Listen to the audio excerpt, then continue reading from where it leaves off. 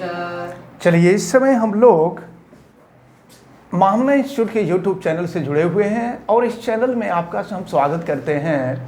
आज हम लोग क्लास 10th हिंदी माध्यम के गणित 3rd चैप्टर के 2 चर वाले रैखिक समीकरण युग्म के प्रश्नावली 3.5 के पहले का हम 4th पार्ट देख रहे हैं और 4th पार्ट में जो दिया हुआ है उसको तो हमें सॉल्व ही करना है। याद रख रहिए, ये देखना है कि किसका एक अद्वितीय हल है और एक अद्वितीय हल तब होता है जब a1 upon a2 is not equal to b1 upon b2 होता है।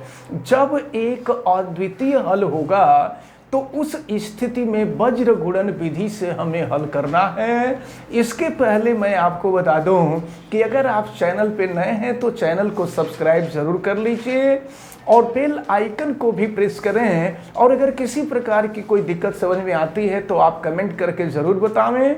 वीडियो को मैक्सिमम स्टूडेंट तक शेयर करें और आप वीडियो को लाइक ज़रूर करें। तो चलिए प्रश्नावली 3.5 के पहले का 4th पार्ट देखते हैं। और 4th पार्ट क्या है? x minus 3y minus 7 equal to 0, 3x minus 3y minus 15 equal to 0। तो सबसे पहले हम लोगों को ये देखना है कि इसका अद्वितीय हल है कि नहीं। इक्वेशन 1 से हम a1 b1 c1 निकालेंगे और इक्वेशन 2 से हम a2 b2 c2 निकालेंगे। चलिए, a1 इजकल टू एक्स का कोफिशिएंट 1 हो जाएगा, b1 इजकल टू -3 और c1 इजकल टू -7 है। इसी तरह से इक्वेशन 2 पे आएंगे तो a2 is equal to 3, b2 is equal to -3 और c2 इजकल टू हो जाएगा -15। तो हमको देखना है कि अद्वितीय हल है कि नहीं है। देखिए, a1 upon a2 is not equal to b1 upon b2 है कि नहीं है। अगर ये कंडीशन फॉलो हो जाएगा तो अद्वितीय हल होगा और अद्वितीय हल होगा तभी वज्र गुणन विधि का हम उपयोग करेंगे। तो a1 की वैल्यू है 1, a2 की वैल्यू है 3 is not equal to b1 की वैल्यू है -3 और b2 की वैल्यू भी -3 दिया हुआ है। तो -3 से -3 कैंसिल हो जाएगा। ये हो गया 1/3 इज नॉट इक्वल टू 1। इसका मतलब इसका एक अद्वितीय हल होगा। और जब एक अद्वितीय, अब यहाँ लिख देंगे कि अतः रैखिक समीकरण युग्म का एक अद्वितीय हल होगा। और जब एक अद्वितीय हल होगा तो इसको वज्र गुणन विधि से हम लोग सॉल्व करेंगे।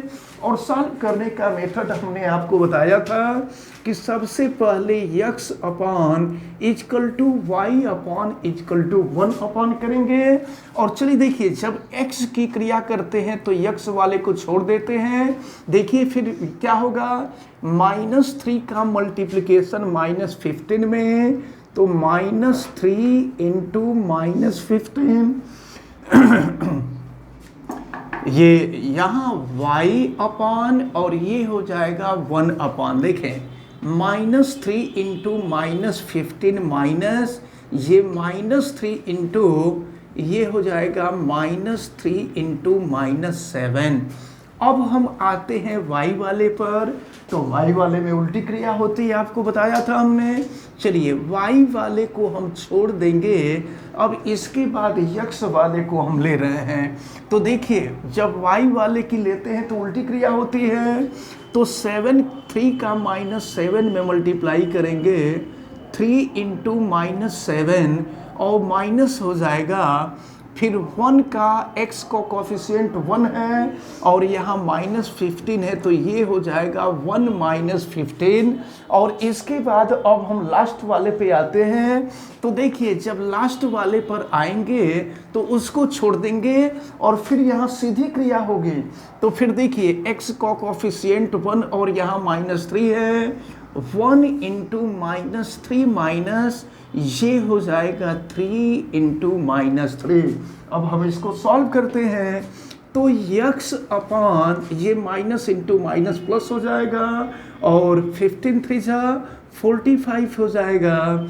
फिर माइनस इंटू माइनस प्लस होगा, आप प्लस का फिर माइनस में मल्टीप्लाई कर देंगे, माइनस हो जाएगा। और ये हो गया 3 7 जा 21। फिर आगे बढ़ते हैं, ये y अपॉन ये हो गया -21 और प्लस हो जाएगा ये आपका 15 और फिर ये हो जाएगा 1 अपॉन ये देखिए ये -3 हो गया, माइनस इंटू माइनस प्लस हो जाएगा और ये 9 हो जाएगा। अब इसके बाद हम आगे देखते हैं, तो इस प्रकार आप देख रहे हैं 45 माइनस 21 24 हो जाएगा और -21 प्लस 15 -6 हो जाएगा और ये 9 माइनस 3 ये 6 हो जाएगा। अब इसके बाद हमने कहा था कि जब पहले और लास्ट वाले को लेते हैं तो x की वैल्यू निकलती है और दूसरा और लास्ट वाला लेंगे तो y की वैल्यू निकलेगी। चलिए ये पहला और लास्ट वाला लेते हैं, x अपॉन 24 इजकल टू 1/6। अब हम सॉल्व करेंगे, इसको क्रॉस मल्टीप्लिकेशन करेंगे तो यहाँ 24/6 आ जाएगा और 6 से इसको डिवाइड कर दीजिए तो ये हो जाएगा 4। x की वैल्यू 4 निकल गई।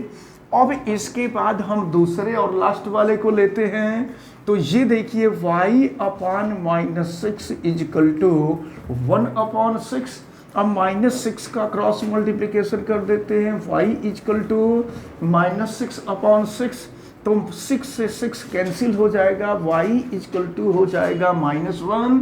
तो अब यहाँ से आंसर हम लोगों को मिलता है x इजकल टू 4 हो जाएगा और y इजकल टू -1 हो जाएगा। तो ये रहा प्रश्नावली 3.4 के पहले का 4th पार्ट और हमें उम्मीद है कि आप सभी लोगों को समझ में आया होगा। चलिए अब हम देखते हैं क्वेश्चन नंबर 3 और क्वेश्चन नंबर 3 में दिया हुआ है निम्नलिखित समीकरणों के युग्म को प्रतिस्थापन एवं वज्र गुणन विधियों से हल कीजिए। किस विधि को आप अधिक उपयुक्त मानते हैं? तो एक चीज देखिए, ये निर्णय आपको लेना है कि कौन सी विधि आपके लिए उपयुक्त है। प्रतिस्थापन विधि उपयुक्त है कि वज्र गुणन विधि उपयुक्त है? जो विधि आपको उपयुक्त लगेगा, उपयुक्त माने आपके लिए अच्छा, आसान, तो जो आपको अच्छा लगेगा, आसान लगेगा, कह देंगे कि ये हमारे लिए अच्छा है। तो फिलहाल चलिए इक्वेशन दिया हुआ है 8x + 5y इजकल टू 9 और फिर दूसरा दिया हुआ है 3x + 2y इजकल टू 4। ये इक्वेशन 1 है, ये इक्वेशन 2 है। तो प्रतिस्थापन विधि से, चलिए प्रतिस्थापन विधि से हम पहले बताते हैं आपको। सबसे पहले हम प्रतिस्थापन विधि से देख रहे हैं कि प्रतिस्थापन विधि से ये कैसे सॉल्व होगा। तो इसके लिए हम समीकरण 2 से वैल्यू निकालें तो काफ़ी आसान होगा। तो देखिए समीकरण 2 से हम y की वैल्यू निकाल रहे हैं, लिख देंगे प्रतिस्थापन विधि और यहाँ समीकरण 2 से हम देख रहे हैं। तो समीकरण 2 से निकालेंगे तो 2y इजकल टू 4 - 3x हो जाएगा और यहाँ से अगर हम y की वैल्यू निकालें तो 4 - 3x अपॉन 2 हो जाएगा। तो चलिए अब y की वैल्यू समीकरण 2 से निकाल लिए और समीकरण 2 से y की वैल्यू हम समीकरण नंबर 1 में रख देते हैं। तो ये है 8x + 5 और y लिखेंगे आप कि समीकरण 2 से y का मान समीकरण 1 में रखने पर, चलिए ये 5 और y के जगह पर हम रख देते हैं 4 - 3x अपॉन 2 इजकल टू 9। तो अपान यहाँ 2 है, हम 2 से दोनों पक्षों में पहले मल्टीप्लिकेशन कर देंगे, 2 से गुणा कर देंगे। तो जब 2 से 8 में गुणा करेंगे तो क्या हो जाएगा, ये 16x हो गया और फिर 2 से इसमें गुणा करेंगे, 2 से 2 कैंसिल हो जाएगा और ये हो जाएगा 5 4 - 3x और फिर 2 से 9 में भी मल्टीप्लाई कर देंगे, ये हो जाएगा 18।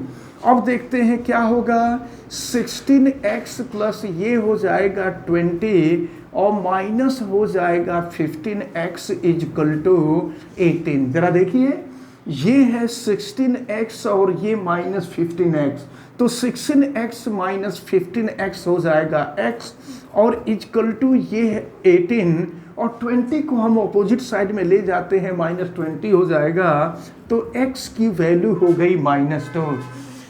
अब x की वैल्यू किसी भी इक्वेशन में रख दीजिए, इक्वेशन 1 में रखिए या इक्वेशन 2 में रखिए। तो चलिए हम इक्वेशन 2 में ही रख देते हैं, लिख दिया जाएगा कि x इक्वल टू -2 समीकरण 2 में रखने पर, समीकरण 2 में हम रख रहे हैं और देख रहे हैं कि क्या मिल रहा है। तो ये है, देखिए 3 और x की value -2 plus 2y equal to 4। देखिए 2 3 जा 6 -6 प्लस 2y इक्वल टू 4 हो गया। और यहाँ से अगर 2y की वैल्यू निकालेंगे, -6 अपोजिट साइड में जाएगा, तो 6 प्लस 4 हो जाएगा, तो 2y इक्वल टू 10 हो गया। और यहाँ से y की वैल्यू अगर हम निकालें तो 10/2, 2 से डिवाइड कर दीजिए तो ये हो जाएगा 5। तो इस प्रकार आपको आंसर मिला x इक्वल टू -2 और y इक्वल टू 5, और ये आंसर मिला है आपको प्रतिस्थापन विधि से। अब इसके बाद आपको वज्र गुणन विधि से भी सॉल्व करना है। अब इसी क्वेश्चन नंबर 3 को वज्र गुणन विधि से भी सॉल्व करना है। चलिए वज्र गुणन विधि से हम सॉल्व करते हैं। तो ये जो इक्वल टू 9 है, इसको -9 करके इक्वल टू 0 कर देते हैं, और यहाँ इक्वल टू 4 है, इसको -4 करके इक्वल टू 0 कर देते हैं। और चलिए हम सॉल्व करते हैं इक्वेशन नंबर 1 और इक्वेशन नंबर 2 को। तो देखिए वज्र गुणन विधि से मैं सॉल्व करने जा रहा हूँ। तो मेथड आपको पता ही है, x अपान लिखेंगे, फिर y अपान लिखेंगे, फिर 1 अपान लिखेंगे। और चलिए देख रहे हैं, तो जब x के नीचे हम लेंगे तो x वाले को छोड़ देंगे, अब y वाला लेंगे, तो ये देखिए 5 इंटू -4 हो जाएगा, और -2 इंटू -9 हो जाएगा। अब y पे आ जाइए, तो जब y वाले पे आएंगे तो y वाले को छोड़ देंगे और उल्टी क्रिया होती है, तो 3 इंटू हो जाएगा -9, और फिर यहाँ पर हम -8 इंटू कर देंगे -4, और लास्ट में हम आएंगे कांस्टेंट वाले पर, तो 1 अपान, देखिए इसका इसमें मल्टीप्लाई होगा 8 इंटू 2, और माइनस हो जाएगा 3 इंटू 5। फिर देखिए क्या मिलेगा, ये x अपान ये हो गया -20, और प्लस हो जाएगा 18 इक्वल टू y अपान ये हो जाएगा -27, और प्लस हो जाएगा 32, और ये हो गया 1 अपान, देखें ये 16, और माइनस हो जाएगा 15। फिर ये हो गया x अपान, आप देखें तो 18 -20 -2 हो जाएगा, और फिर यहाँ पर आप देखिए क्या मिलेगा, y अपान ये 32 -27 5 हो जाएगा ना, और ये हुआ आपका 1 अपान 1। तो अब जो है इसको हम सॉल्व करते हैं, पहले और लास्ट वाले को लेते हैं। तो x upon -2 equal to 1 upon 1, यानी x इक्वल टू हो जाएगा -2, और फिर सेकेंड टर्म और लास्ट वाले टर्म को हम लेंगे, तो y upon 5 equal to 1 upon 1, cross multiplication कर देंगे, y इक्वल टू 5। तो यहाँ पर भी आप आंसर देख रहे हैं, यहाँ x इक्वल टू -2 और y इक्वल टू 5 हो गया। एक बात तो आपको कंफर्म ही रखना होगा कि किसी भी मेथड से आप ये पेयर ऑफ लीनियर इक्वेशन यानी रैखिक समीकरण युग्म को आप किसी भी मेथड से सॉल्व करिए, आंसर वही आएगा, आंसर में किसी प्रकार का कोई चेंज नहीं होगा। तो ये जो क्वेश्चन नंबर 3 है, क्वेश्चन नंबर 3 को आपने प्रतिस्थापन विधि से भी हल किया, और प्रतिस्थापन विधि के साथ साथ वज्र गुणन विधि से भी हल किया। अब प्रश्न में आपसे पूछा जा रहा है कि दोनों में से कौन सा उपयुक्त लग रहा है, तो अब आपको बताना है कि कौन सा उपयुक्त लग रहा है। जो उपयुक्त लगेगा आप कमेंट करके जरूर बताइएगा कि दोनों विधियों में से कौन सी विधि उपयुक्त है। और हमें उम्मीद है कि ये जितने भी क्वेश्चन आज बताए गए आपको, ये क्वेश्चन अच्छी तरह से समझ में आए होंगे। आप वीडियो को लाइक ज़रूर कीजिएगा, चैनल पे नए हैं तो चैनल को सब्सक्राइब कीजिएगा और अपने फ्रेंड्स से चैनल सब्सक्राइब करने के लिए भी आप बोलिएगा और वीडियो को मैक्सिमम स्टूडेंट तक शेयर कीजिएगा ताकि मैक्सिमम स्टूडेंट इसको अच्छी तरह से समझ सकें। आप बेल आइकन को भी प्रेस कीजिएगा और आप कमेंट करके तो हमें बताएंगे ही। आप सभी लोगों का बहुत बहुत धन्यवाद। जय हिंद।